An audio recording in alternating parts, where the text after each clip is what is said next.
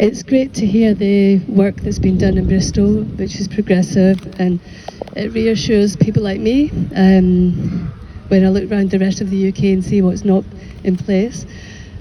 This, I say, is and was my daughter, my only child. Her name's Martha, and she was 15 years old when she took ecstasy and died within 3 hours from an accidental overdose, because what she took was 91% pure. Martha was a kid who didn't really take many risks. You know, she would take her friends up to the local family planning clinic. She would give her friends bottles of water and say, "Give me that in a half an hour." You know, she was looking on the Lancet for harm reduction information. And yet she died that day. So it wasn't her plan. But the shadow of Martha's death is an incredible motivator for me. And I keep trying to find ways to find meaning in my life, as all the families who join me today are doing. And that's why the Anyone Shall campaign takes up a lot of my thinking and a lot of my time.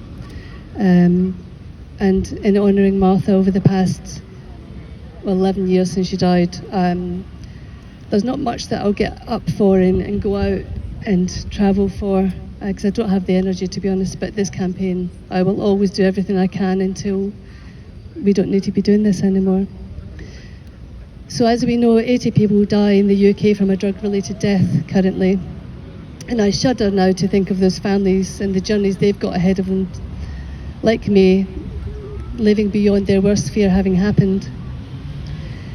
And it's also very sad and frustrating to witness year by year the devastation and damage caused by the outdated policies that have been in place for more than 53 years now. Policies that do not protect the young and most vulnerable members of our society. Policies that fail to protect my little girl on that fateful July Saturday. But we will keep, as I've said, pushing in our campaign for progressive change and ensure that other families do not have to live in the shadows. All the families here have to be brave every single day of their lives, and it is now time for those in Westminster to make brave decisions on our behalf. Thank you for listening.